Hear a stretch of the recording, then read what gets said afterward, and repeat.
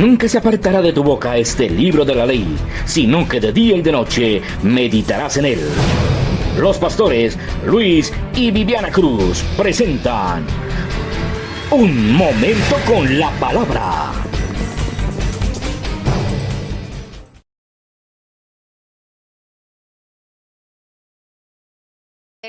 Para ser precursores de la victoria, cuyo primer escalón es la oración. Así que tenemos que tomar tiempo en oración. El segundo escalón es nuestra fe.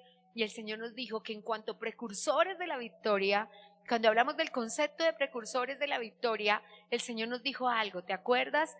Nos dijo, no quiero personas de doble ánimo, que un día tienen ánimo de orar y al otro día están ahí todas achicoladas y no quieren, sino quiero personas de oración. Después nos dijo que vamos a ser precursores de la victoria a través de la fe y nos dijo que sin fe es imposible agradarle. Amén. También nos dijo que si queremos ser personas de fe, necesitamos aprender a hacer el bien y no dejarnos tentar por el mal y devolver bien aún por el mal que nos hagan. Pero también nos dijo, y cuando nosotros aceptamos el desafío, tenga la seguridad que vamos a tener que demostrarlo. Tenga la seguridad. Así que después nos dijo que tenemos que aprender a amar. Y hoy estamos hablando de aprender a perdonar. Entonces hoy vamos a hablar del perdón de una manera genuina y verdadera. Donde vamos a hablar de el problema. El perdón no es un problema. El problema es no poder perdonar. Y vamos a hablar cuál es el problema por el cual no podemos perdonar. No sin antes recordarte, amado, que hablamos ayer un poco del concepto de perdón. Y perdón es una decisión voluntaria, consciente e intencional. Voy a decirlo nuevamente porque estas cosas no quiero que se queden por allí en el aire. Es una decisión voluntaria, consciente e intencional, lo cual quiere decir que nadie nos puede obligar a perdonar y que nadie nos puede obligar a no perdonar. Es una decisión voluntaria. Soy yo que tengo que saber que una persona me puede ofender 70 veces cada día, 490 veces cada día, y que es mi decisión perdonar. Es una decisión voluntaria, pero también es una decisión consciente. Y les recordaba, cuando nuestros niños son chiquis y pelean, nosotros cogemos a los dos niños y les decimos, se perdonan y se quieren. Pero eso no es una decisión consciente, ellos nos están haciendo caso, ¿cierto? Y se están abrazando por darnos contentillo a nosotros. Y a la verdad los niños tienen un amor infinito, pero al minuto se están pegando otra vez y están peleando otra vez. Y cuando el perdón no es consciente, nos damos la mano, pero siguen cosas guardadas en el corazón. Entonces el perdón es algo consciente, pero el perdón es algo intencional. Y la intencionalidad es el bien de este tiempo. Dios es intencional, nos ha buscado sin reservas y así nosotros bajemos y nos queramos ir de su mano, Él intencionalmente nos busca y nos persigue con sus lazos de amor, y si tiene que dejar a las 99 para buscarnos a nosotros, Él es intencional y nos busca. Entonces es muy importante que nosotros también seamos intencionales, es muy importante. Así que dicho lo que es el perdón, yo te conté ayer los conceptos de diccionario, porque tenemos el perdón de diccionario, que es no cobrar la falta que sentimos o la ofensa que sentimos que se echa sobre nosotros. El perdón psicológico, que consiste en no atesorar en el corazón resentimiento ni odio. Y el perdón bíblico, que consiste en no permitir que el enemigo mine nuestro corazón. Así que básicamente el perdón es un regalo que yo le doy a mi corazón, porque yo soy el que estaré libre, yo soy el que estaré en paz. Y por eso quiero comenzar nuestro estudio de hoy con Romanos, con un texto hermoso que dice algo muy lindo acerca de nuestro corazón. Romanos capítulo 12, vamos a buscarlo todos, porque no es nuestro texto guía del perdón, pero lo encontré mientras estudiaba y me encanta lo que el Señor nos enseña en él. Y dice algo muy, pero muy bello. Y vamos a leerlo juntos, porque la palabra de Dios es eficaz. Romanos capítulo 13, versículo 10, perdóneme, es que como está en la misma hoja y el numerito. Y dice así. ¿Ya lo encontraste? El amor no hace mal al prójimo, así que el cumplimiento de la ley es el amor. Y quiero decirle, amada iglesia, que la médula del perdón es el amor. Y tenemos que comenzar por él. Ay, no te esperé, iglesia, perdóname. Romanos 13, verso 10. 13, capítulo 13, versículo 10. Te espero porque lo que va a cambiar nuestras vidas es la palabra de Dios. El amor no hace mal al prójimo. Así que el cumplimiento de la ley es el amor. Es hermoso.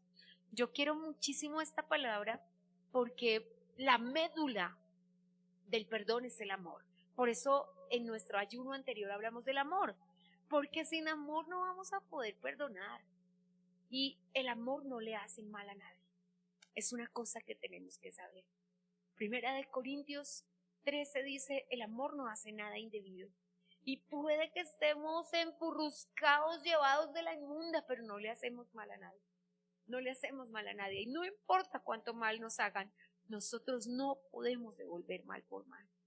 Y cuando decidimos vengarnos, y cuando decidimos odiar, y cuando decidimos no perdonar, no estamos cumpliendo la ley del amor en nuestras vidas. Y por eso necesitamos levantarnos. Hoy vamos a conocer la médula del problema.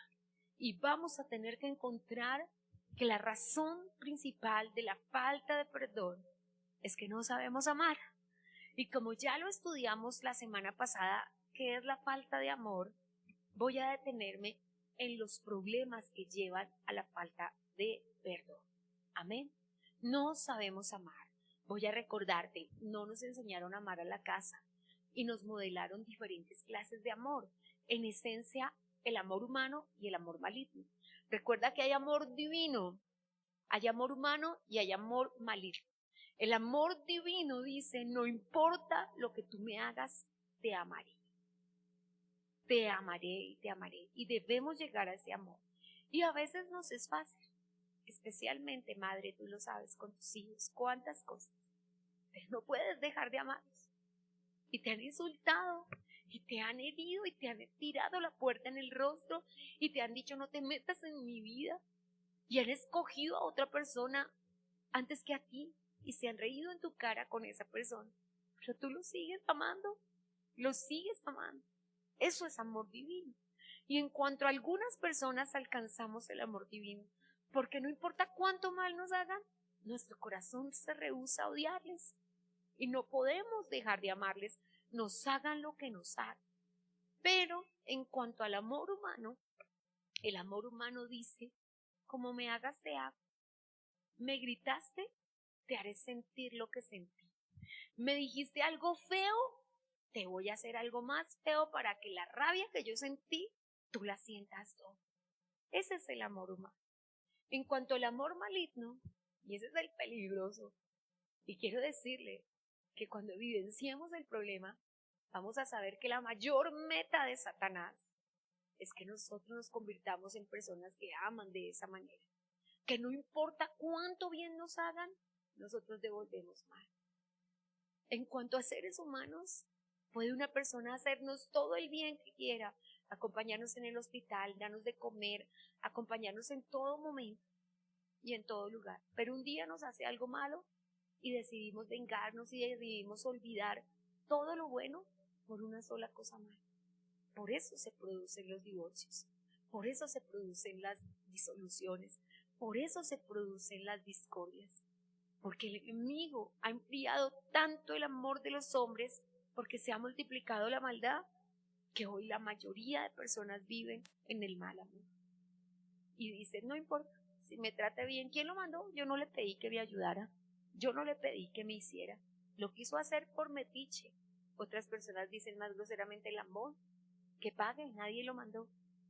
Yo creo y me rehúso en todo sentido a creer que en Colombia somos así, y pienso que los buenos somos más, y que tenemos un arraigado, y lo digo por Latinoamérica también, que nuestras naciones latinas, a pesar de ese latino tan malicioso, a pesar de nuestra malicia indígena, porque note que los indígenas de Estados Unidos, de Norteamérica completa, también en Canadá, malicia indígena no tenían maldad indígena. Y sus cositas eran quitarle los cabellos y hacer nuestros indígenas. No, nuestros indígenas tenían malicia. Entiéndase por malicia la mala manera de pensar. La mala manera de pensar. Guárdenos Dios de toda malicia. Guárdenos Dios.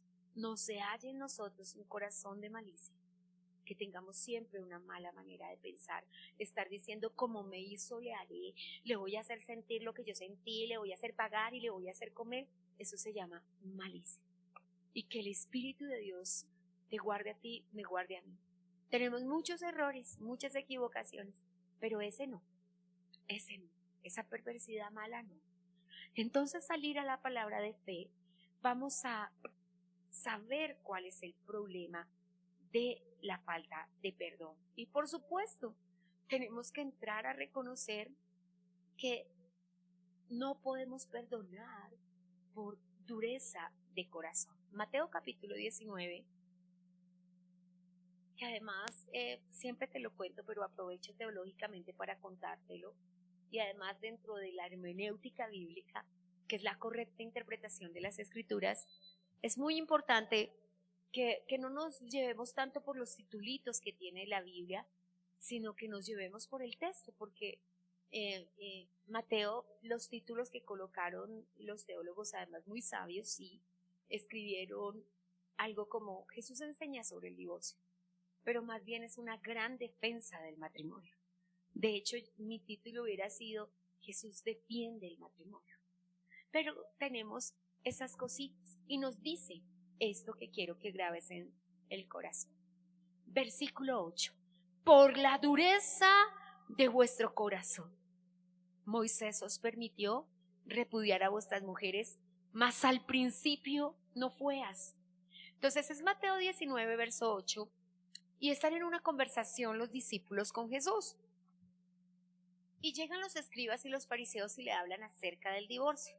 Y Jesús, con una profunda tristeza por el matrimonio, con una profunda involucrado en el matrimonio, les dice, sí, la verdad es que Moisés lo permitió.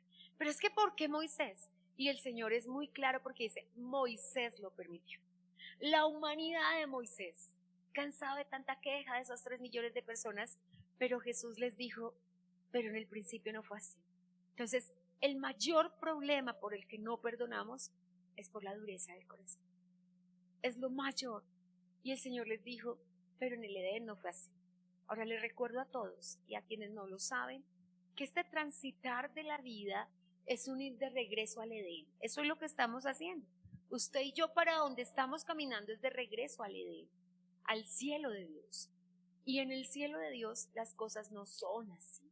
En el cielo de Dios no hay dureza del corazón. No es tu culpa, no es mi culpa.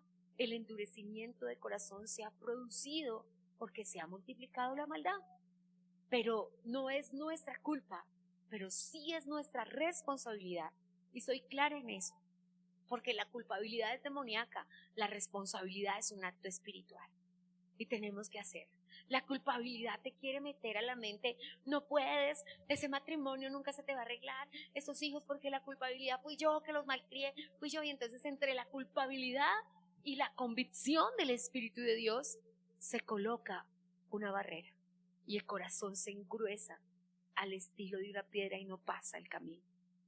Pero la responsabilidad me hace decir sí, en un momento fui culpable, pero no voy a seguir aquí dándome golpes de pecho y llorando por lo que no puedo cambiar en el pasado, porque el pasado solo puede ser redimido, y la responsabilidad me va a hacer mirar hacia adelante y me dice, ¿qué voy a hacer para cambiar? Sí, comí muchos dulces, muchos azúcares, me produje algo en el páncreas, sí, ahora ¿qué voy a hacer para cambiar? Sí, me la pasé comiendo chicharrones y ahora tengo colesterol, ¿qué voy a hacer para cambiar? No puedo pensar en ninguna otra cosa que sea mirar hacia adelante. En el pasado no hay nada que yo pueda solucionar. No puedo ir al corazón de mi hijo y decir no debí pegarte así. Ni siquiera puedo retroceder unos días. Y no todas las personas que conocemos son espirituales para entender que todos podemos tener un mal día. Todos podemos tener un mal día. E infortunadamente de pronto en el mal día gritamos a alguien, maltratamos a alguien, golpeamos a alguien, gritamos a los hijos que no entendían que ese día nos cobraron un dinero que no teníamos, se dañó la nevera, no había para el mercado, había una deuda, nos llamaban cada 5 minutos del banco, el esposo te golpeó, los hijos nos devolvieron el colegio por no pagar la pensión. Y cuando llegaron del colegio, tú les hablaste de una manera inapropiada. Un mal día puede ocasionar muchas cosas, pero nosotros estamos aquí para decirle al Señor, enséñanos a perdonar. Entonces, ¿qué es lo que tenemos que hacer y cuál es el origen del problema? Que no sabemos amar. Y no sabemos amar porque hemos endurecido nuestro corazón. Así que necesitamos que esa dureza se vaya. Y la dureza llega más allá. Voy a hacerle la historia completa. Cuando se van los fariseos de allí, Jesús se queda con los discípulos. Y los discípulos le preguntan, ¿de verdad, maestro? ¿De verdad, rabí, uno nunca se va a poder separar? Y entonces si uno se casó con un hombre violento, y entonces si uno se casó con un hombre y entonces uno nunca, y entonces el Señor les dice, no, de verdad que no. Entonces ellos dijeron, mejor no casarse. No conviene casarse. No nos vamos a casar nunca. Fíjese que ellos dijeron, mire la dureza del corazón. Ah, no, si yo vivo con alguien, cosas van a pasar, entonces mejor no me caso. Y hoy tenemos, por esa dureza de corazón, tenemos el egoísmo de que las personas vivan juntas, se exploten un poco de años de vida y después se vayan cada uno por su lado. Por esa dureza de corazón, tenemos hombres que no miran atrás cuando dejan a niños llorando con su corazón roto, que no miran atrás a una niña que tal vez le están improntando en su corazón dolor para siempre. Y tenemos que pedir, cuando digo hombres me refiero a hombres y mujeres, porque es nuestra naturaleza humana. Dureza de corazón, que no saben cuánto mal pueden hacer en una persona para siempre. Por eso necesitamos pedirle al Señor que nos quite la dureza de corazón. No es algo que podamos quitarnos nosotros mismos. Las relaciones interpersonales y familiares no son fáciles. Y le pedí a mi amado que leyera Génesis 32, que hoy lo vamos a mirar un poquitico. Génesis capítulo 32 vamos a mirar en esta hora. Es una historia que comienza en el capítulo 17 de Génesis y termina en el capítulo 50 de Génesis, pero nosotros hoy vamos a estudiar el capítulo 32. No son fáciles las relaciones interpersonales, pero son aún más difíciles las relaciones familiares, porque en el trabajo tú te lo aguantas hasta las 6 de la tarde y pare de contar. No almuerzas con él, no cenas con él y pare de contar. Porque en el colegio tú te lo aguantas 5 horas, porque en la universidad tú te lo aguantas una clase. Pero en las relaciones familiares estamos 24/7 y no podemos tener ex hijos, ¿cierto? Y no podemos decir, ya no eres no podemos decir, ya no eres mi madre. No, y así lo digamos, no va a pasar, ¿cierto? Desde hoy en adelante, recuerda esas historias novelescas del siglo XV y de más adelantico, del siglo XVII, de Shakespeare y las familias peleando por los hogares, y que los Capuleto y eso ya no existe entre nosotros, porque simplemente ya una persona no se pone a pelear con la otra, sino simplemente dice, ya no estás en mi vida. Pero nosotros no podemos hacer eso. ¿Y por qué no podemos hacer eso? Porque simplemente, creo que se me fue el sonido, hijos, porque simplemente nosotros tenemos que saber que pasan cosas. ¿Y qué es lo que dice? nos refiere la historia. Lea Génesis 32. Tengo el sonido extraño. Jacob siguió su camino y le salieron al encuentro ángeles de Dios. Y dijo Jacob cuando los vio: campamento de Dios es este. Cuando Jacob tuvo su hijo número 11, uno dice, bueno, mejor tarde que nunca, ¿cierto? Porque uno dice, hubiera entendido con el segundo hijo, hubiera entendido con el tercer hijo, hubiera entendido con el cuarto hijo, pero la Biblia dice que entendió hasta el hijo 11. La Biblia dice que entendió hasta el hijo 11. Uno se pone a pensar y dice, Dios mío, hasta el hijo 11. En el hijo 11 salió por ahí a su trabajo y se dio cuenta que le miraron mal sus cuñados. Y se dio cuenta que estaban hablando mal de él. Eso no pasa, eso pasaba ya hace 5.500 años. Eso no pasa hoy que los cuñados hablen mal.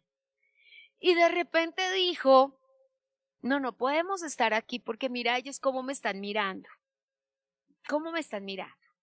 Y entonces tomó la decisión de salir. En el capítulo 32 se encuentra ya en camino a Mahanaim. Y en Mahanaim, en Peniel, tiene un encuentro con Dios. Cuando se encuentra con Dios, pelea con el ángel, ¿recuerdas? Y lucha por su bendición. Y esta es la oración que hace con respecto a lo que está pasando en su familia. La oración la tengo que leer porque es demasiado maravillosa. Versículo 9 del capítulo 32. Dios de mi padre Abraham y Dios de mi padre Isaac, Jehová que me dijiste, vuélvete a tu tierra y a tu parentela, y yo te haré bien. Menor soy que todas las misericordias y que toda la verdad que has usado para con tu siervo, pues con mi cayado pasé este Jordán y ahora estoy sobre 2 campamentos. Líbrame ahora de la mano de mi hermano, de la mano de Esaú, porque le temo. No venga acaso y me hiera la mamá con los hijos. Y tú has dicho, yo te haré bien. Tú dijiste, yo te haré bien. Es una maravilla, ¿cierto? Y está orando Jacob. Tú has orado así. Líbrame, Señor. Pues resulta que le fue contado a Esaú. Ay, perdóneme, por amor a quienes no conocen la historia, Jacob y Esaú son hermanos. Y un día Jacob engañó a su hermano.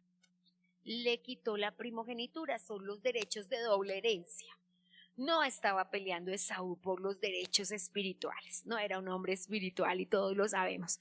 Estaba peleando porque al primogénito le correspondían las 2 partes de la herencia, es decir, que a él no les tocaba mitad y mitad, sino una tercera parte, imaginémonos eso. Entonces, por esas circunstancias, pelearon. Pasados unos días de que Esaú le robó la primogenitura a su hermano, Jacob le robó la primogenitura a su hermano Esaú, le robó la bendición. Por si fuera poco, la grandiosa bendición, vamos a tener que hablar un día de la bendición, porque a veces nosotros no tomamos tan en serio la bendición como la tomaba Jacob. ¿Qué era lo que pasaba con Jacob? Lo comprendí mientras estudiaba para este ayuno, que hacía cosas incorrectas por la razón correcta. No podemos hacer eso. No podemos hacer eso.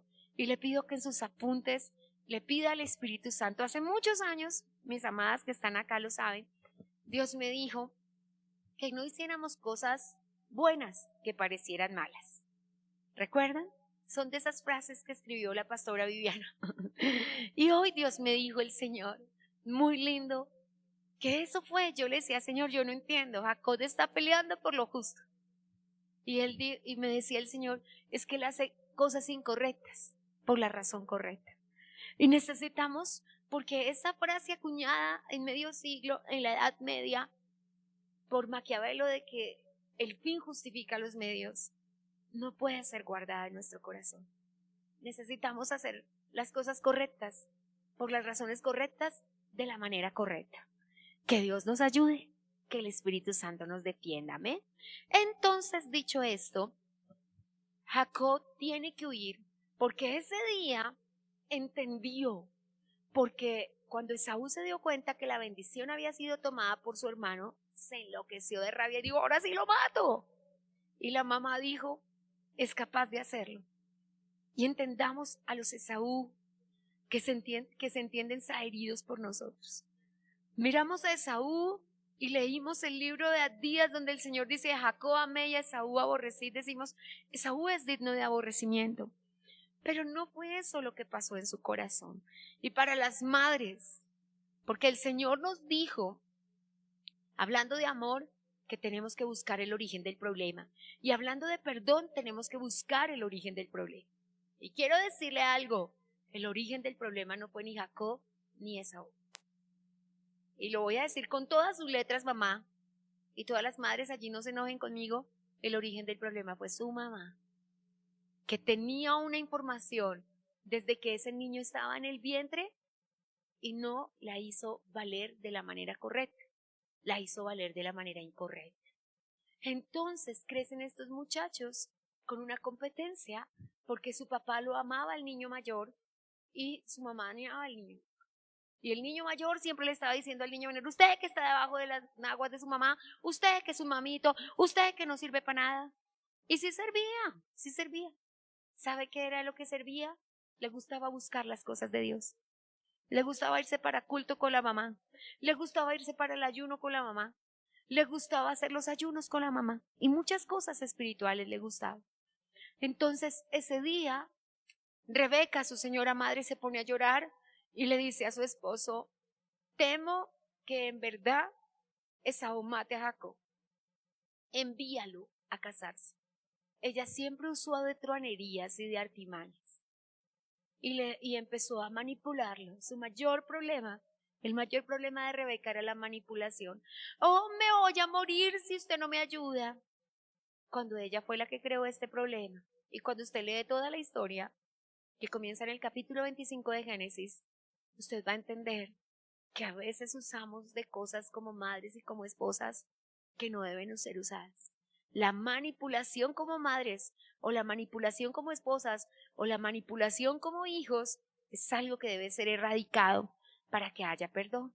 Entonces Jacob se va, vive 21 años de tremendas cosas, tiene una victoria económica porque como israelita, por cumplirle a Dios con sus diezmos y sus ofrendas, es prosperado económicamente, pero en el resto de su vida tiene muchos problemas. Su casa se convierte en un muladar, un verdadero infierno, donde él tiene dos mujeres que se lo peleaban casi a golpes y que la una le decía a la otra, esta noche se lo presto y esta noche se lo presto. Y tiene 10 hijos que tienen que vivir viendo eso cada día. Y que tanta pelea entre esas mujeres genera un menosprecio de Jacob por sus hijos y termina amando a uno solo de sus 11 hijos. Si le preguntamos a Jacob por qué no sabía amar, nosotros entendemos por qué. Y a veces tiene que ver con nuestra testarudez. Ellos llevaban 45 años casados y no tenían hijos. Y seguían entendiendo. Dios les dio 45 años antes de tener su hijo. Tiempito para aprender a ser padres. Creo que en 45 años algo tenemos que aprender, iglesia. Son 45 años. Y entonces Jacob ya lleva 21 años en casa de sus tíos, donde ha recibido toda clase de injurias, toda clase de vituperios por 21 años, y se levanta y dice, me voy, sin hacerle daño a nadie, sin criticar a nadie, sin ni siquiera pelear con sus cuñados, nada. ¿Qué testimonio que es Jacob? Esos 21 años lo formaron. Pero cuando se entera Esaú, que es el capítulo 32 donde nos encontramos, que Jacob viene de regreso, sale a darle una fiesta de bienvenida con 400 hombres armados. ¡Qué bienvenida!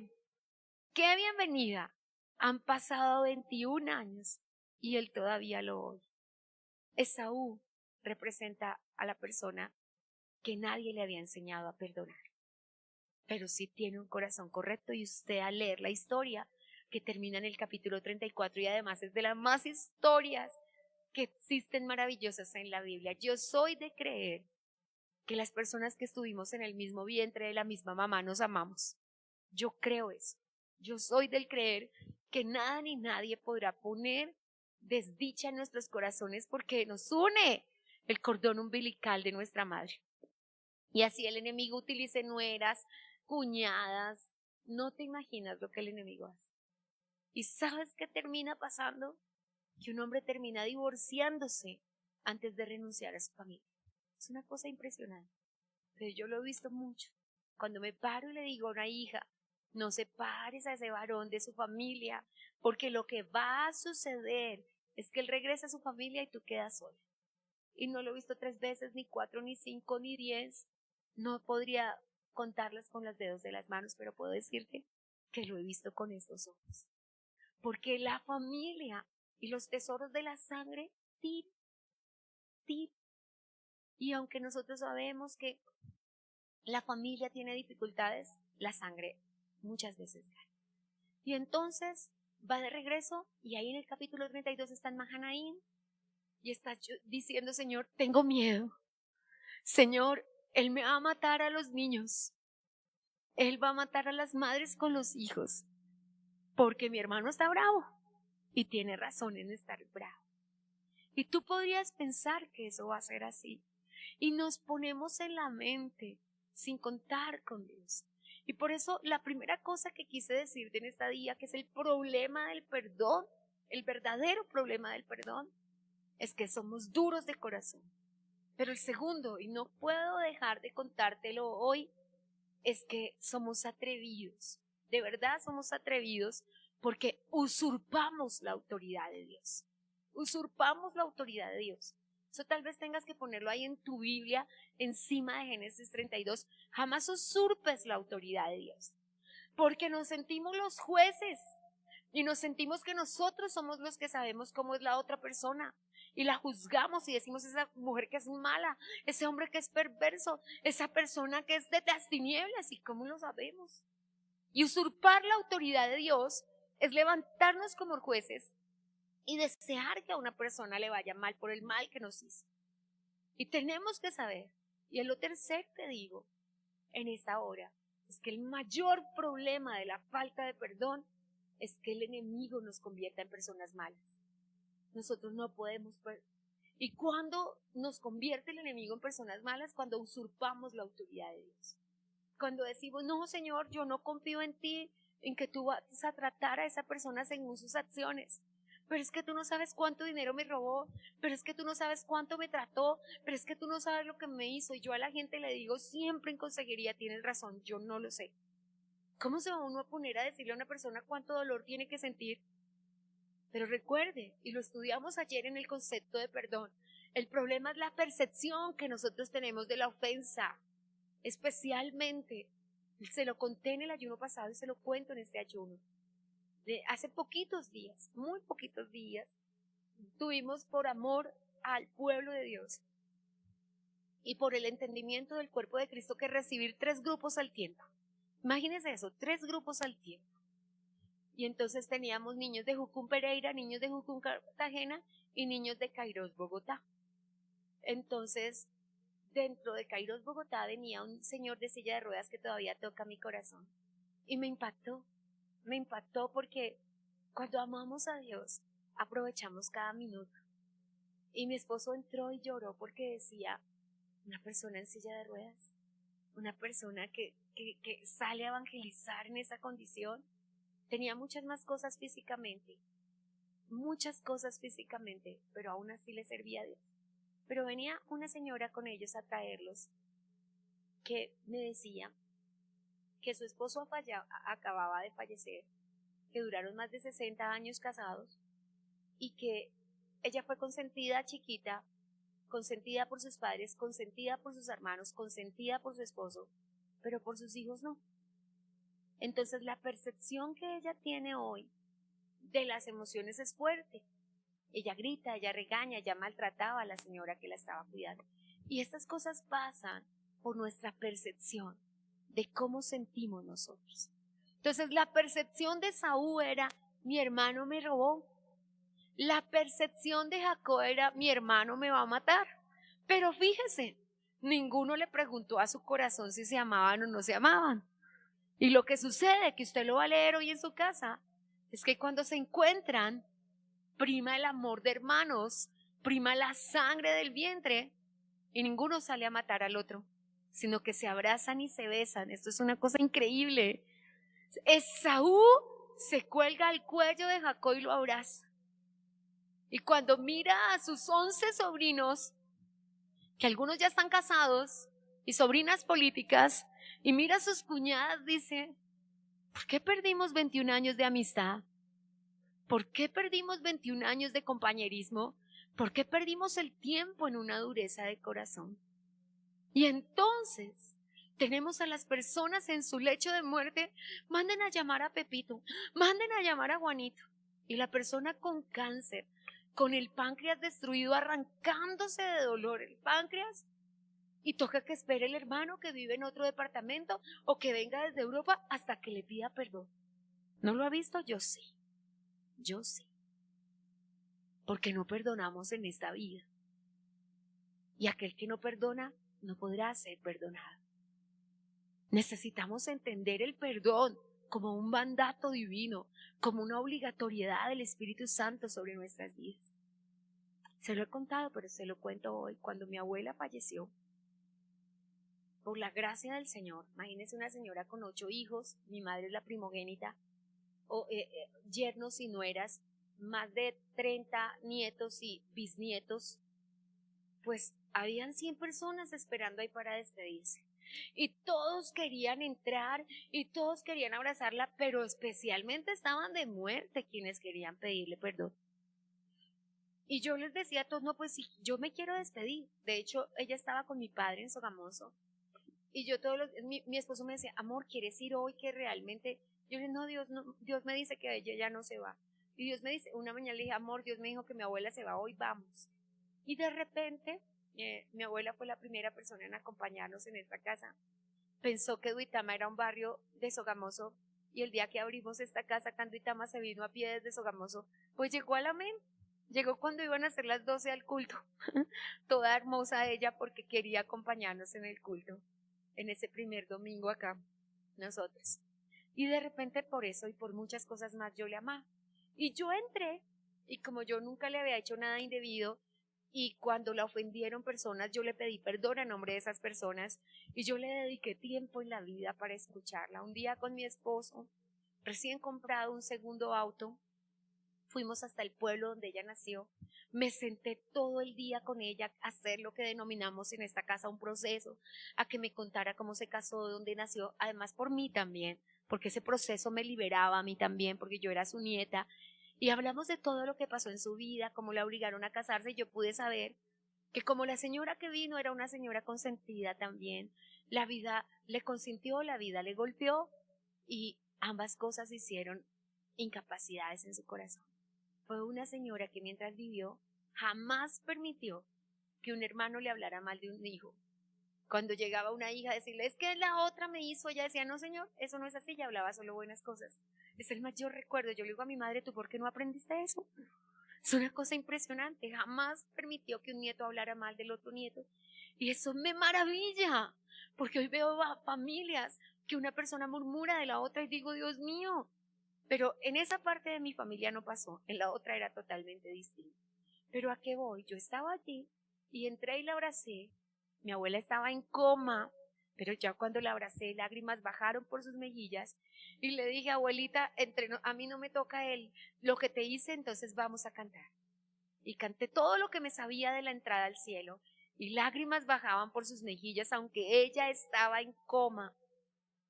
Pero mientras estaba entregando su alma al Señor, porque después suspiró fuertemente y partió, yo no tenía nada en mi corazón que ella pudiera y que yo necesitara, o que yo la estuviera deteniendo en su lecho de muerte.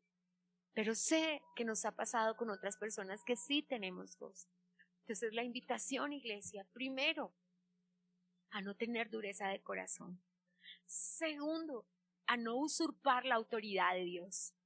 Cuando nos normamos en jueces y le decimos al Señor qué es lo que tiene que hacer con la persona que nos hizo daño, cómo la tiene que estripar, cómo la tiene que acabar a pellizquitos, cómo no le tiene que permitir casarse, cómo no le tiene que permitir prosperar. Cuando nosotros hacemos eso, estamos usurpando la autoridad de Dios. La Biblia dice, y también es un texto de Génesis, el juez de toda la tierra sabe hacer lo que es justo. No nos toca decirle a Dios cómo actuar, no nos toca. Con pena le digo que he visto a Dios actuar en una defensa de mi vida que me sobrepasa, es una cosa, Él mueve los cielos, es una cosa impresionante.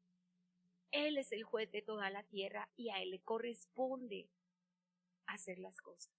Que de nuestra parte no haya venganza, que de nuestra parte no haya odio, que de nuestra parte no haya rencor. Pero sobre todo, y lo más importante, en el problema por el que no podemos perdonar, que es nuestro tema de este ayuno, lo más importante, que el enemigo no nos convierta en personas malas, que el enemigo no nos convierta en personas vengativas, que el enemigo no nos convierta en personas que perdonan pero no olvidan.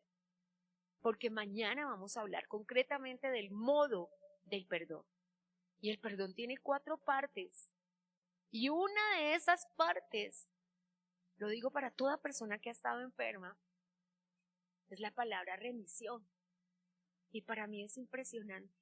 No sé si lo sabes, pero es el concepto que se usa para la sanidad del cáncer. Y la persona le dice, tú estás en remisión, estás en un riesgo grande de ya no tener cáncer. ¿Sabes lo que es escuchar eso? Y cuando estudio el tema del perdón, lo relaciono completamente con el cáncer, porque es la palabra que se utiliza en medicina. Toda persona, no sé si ha pasado una persona un mal día, pero no creo que exista un mejor día. El día que el médico se para y te dice, no tienes cáncer. No creo que exista un mejor día en tu vida. Y exactamente sucede cuando perdonamos, porque la falta de perdón es el cáncer del alma. Necesitamos perdonar, porque aquel que no perdona no podrá ser perdonado. Y no se preocupe, la falta de perdón no quita la salvación, porque, y sé que los teólogos que están al otro lado me van a partir en dos, y van a decir, ay, les está diciendo que no perdonen. No, yo no te voy a decir mentiras para obligarte a perdonar, no quita la salvación. ¿Qué es lo que se pierde? Los beneficios de esta tierra de la salvación. Los beneficios. Un beneficio, la sanidad divina, el estar sano en el cuerpo. Perdona si eres sanado. Cuando he estado en el hospital con mis hijos con enfermedades terminales, solamente les digo, hagamos el ejercicio a quien tenemos que perdonar. Y se va.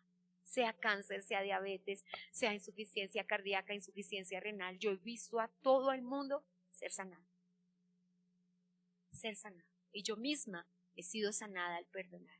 La mayor sanidad, la paz que gobierna nuestro corazón, la mejor. Primera de Tesalonicenses 3 dice que la paz de Dios gobierne tu corazón. ¿Qué más quieres? No tener cáncer en el alma, no tener cáncer en los pensamientos, no tener cáncer en tus sentimientos. Porque el físico se trata, medicamentos, quimioterapias. Y créeme, he acompañado a mis hijos que han pasado por procesos de cáncer. Y no sabes lo que es, no lo sabes, ni te lo imaginas. Ni en la peor película, ni al peor de los enemigos, ni a la persona que tú más odies en este mundo le deseas. Gritar de dolor hasta el último momento de su vida. Ser puesta en coma con sus pensamientos despiertos porque está atrapada en su cuerpo, pero viva, encarcelado en su cuerpo. Eso no se lo deseas a nadie. Por eso sabemos que tenemos que perdonar y que tenemos que decirle al Espíritu Santo que no vamos a usurpar la autoridad de Dios. Y que haga lo que haga el maligno, se pare en sus pestañas y quiera atentar contra nosotros para obligarnos a odiar, nosotros vamos a seguir amando y vamos a perdonar. Duélale al diablo lo que le duela. Y puede hacer lo que quiera, no va a conseguir que le odiemos. Porque hay personas que te hacen mal en la esperanza de que tú no les vuelvas a amar, en la esperanza de que no tengas más tú que ver en su vida. Pero yo, como les digo a mis hijos dentro y fuera de la ciudad, jamás se van a librar de nosotros. Nunca estarán tan lejos que nuestras oraciones no los alcancen. Y si de alguna manera no quieren estar cerca de nosotros, nosotros estaremos cerca a través de la oración y del ayuno. Así que simplemente, así hoy mismo el enemigo disfrazado de una persona les diga, ódialos, nuestra respuesta siempre será, los amamos, los perdonamos, los bendecimos y oraremos por ellos mientras vivamos. Tal vez necesiten esas personas que quieren ser nuestros enemigos mayor oración y mayor amor que nuestros amigos, para que un día, cuando vuelvan en sí, puedan encontrarse con nosotros ante el trono celestial. Porque me atrevo a decirle que además para ese tiempo falta muy poquito tiempo. Amén. Así que, iglesia, este es el problema del perdón. Mañana hablaremos de cómo solucionarlo. Amén. Me despido de la audiencia diciéndoles a todos, podemos perdonar y estamos facultados para perdonar porque no somos jueces, porque no podemos usurpar la autoridad de Dios, porque podemos dejar la dureza de corazón, porque el amor de Dios fue derramado en nuestros corazones por el Espíritu Santo. Y Ezequiel 36 dice que el Señor nos quitó el corazón de piedra y nos colocó un corazón de carne. Nosotros no tenemos un corazón de piedra y sobre todo, no vamos a permitir que el enemigo nos convierta en personas que no son buenas. No lo vamos a permitir. Así que levántese y vamos a pedirle a Dios que nos ayude, Hemos escuchado Un Tiempo con la Palabra, con los pastores Luis y Viviana Cruz. Dios los bendiga.